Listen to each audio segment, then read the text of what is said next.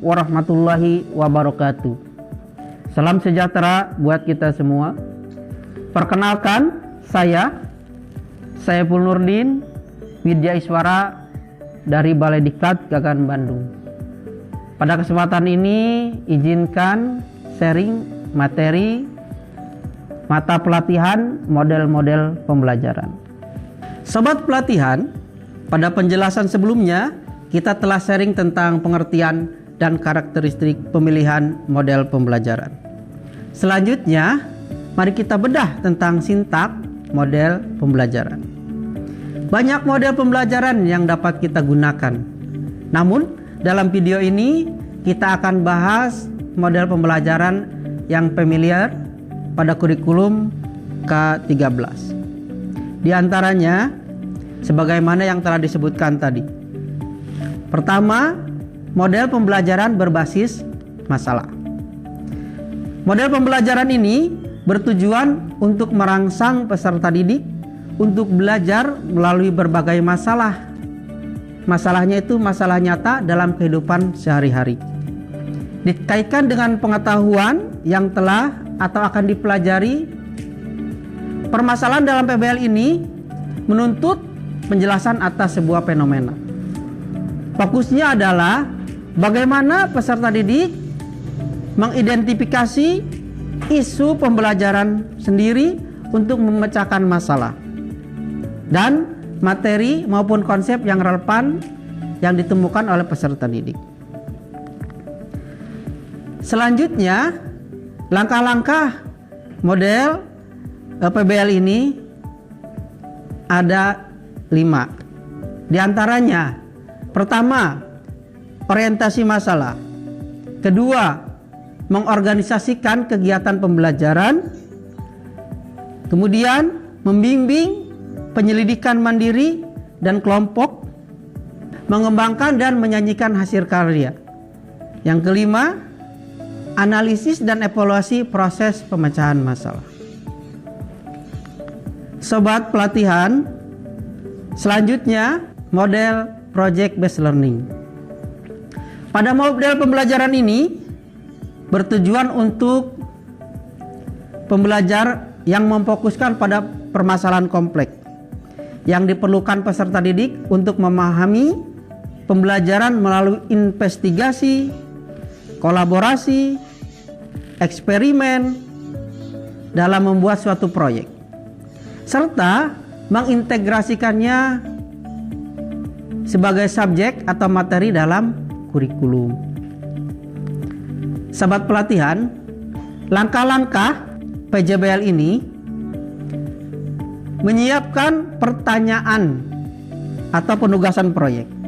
Yang kedua, mendesain perencanaan proyek, kemudian menyusun jadwal.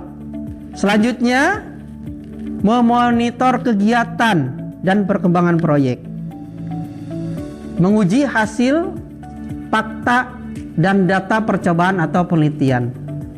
Langkah terakhirnya adalah mengevaluasi kegiatan ataupun pengalaman proyek tersebut. Sobat pelatihan, model berikutnya adalah discovery learning. Model ini memberikan kesempatan kepada peserta didik untuk mencari tahu tentang sesuatu permasalahan dan menemukan solusinya berdasarkan kepada hasil pengelolaan informasi yang dicari dan dikumpulkannya sendiri, sehingga peserta didik memiliki pengetahuan baru yang dapat digunakan dalam memecahkan persoalan yang relevan. Sobat pelatihan, seperti dua model pembelajaran yang kita bahas, discovery learning juga memiliki langkah-langkah. Di antaranya, menstimulasi atau stimulus, memberikan stimulus. Yang kedua itu problem statement, mengidentifikasi masalah.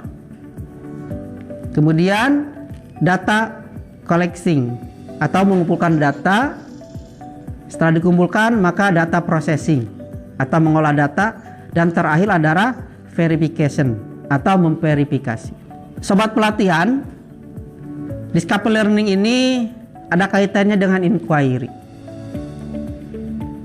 Inquiry istilah dalam bahasa Inggris kita sering menyebutnya inquiry, yaitu yang berarti pertanyaan atau penyelidikan. Pembelajaran inquiry ini adalah suatu rangkaian kegiatan belajar yang melibatkan secara maksimal seluruh kemampuan peserta didik untuk mencari dan menyelidiki secara sistematis, kritis, logis, analitis, sehingga peserta didik dapat merumuskan sendiri penemuannya dengan percaya diri. Peran guru sebagai pengarah juga sebagai sumber informasi data. Sobat pelatihan, berikut ini adalah sintaks inquiry. Yang pertama, mengamati berbagai fenomena alam yang dapat memberikan pengalaman belajar kepada peserta didik, di mana mengamati sebagai fakta atau fenomena. Setelah mengamati, maka mengajukan pertanyaan tentang fenomena yang dihadapi tersebut. Kemudian mengajukan dugaan atau kemungkinan jawaban dapat melatih peserta didik dalam menegosiasi atau melakukan penalaran terhadap kemungkinan jawaban dari pertanyaan yang diajukan. Kemudian mengumpulkan data yang terkait dengan dugaan atau pertanyaan yang diajukan, sehingga peserta didik dapat memprediksi dugaan yang paling tepat sebagai dasar untuk merumuskan suatu kesimpulan. Nah, yang terakhir itu baru merumuskan kesimpulan-kesimpulan berdasarkan data yang telah diolah atau dianalisis, sehingga peserta didik dapat mempresentasikan atau menyajikan hasil temuannya.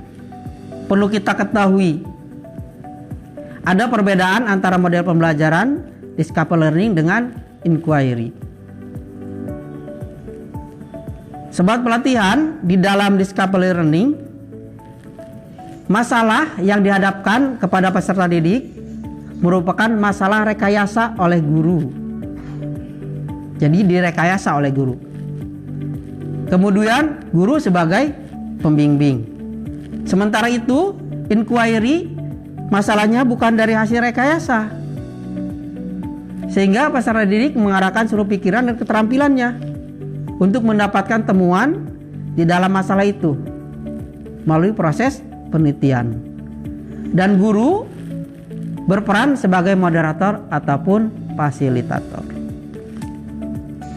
Sobat pelatihan, demikian sharing kita tentang pengertian, karakteristik, dan model-model pembelajaran. Bagaimana implementasinya pada kurikulum Merdeka? Berbicara hal tersebut, kita harus memahami dulu tentang pembelajaran berdiferensiasi yang menjadi ciri khas IKM. Oke, sobat pelatihan, kita akan bertemu kembali pada video selanjutnya untuk sharing hal tersebut. Terima kasih, sampai jumpa. Assalamualaikum warahmatullahi wabarakatuh.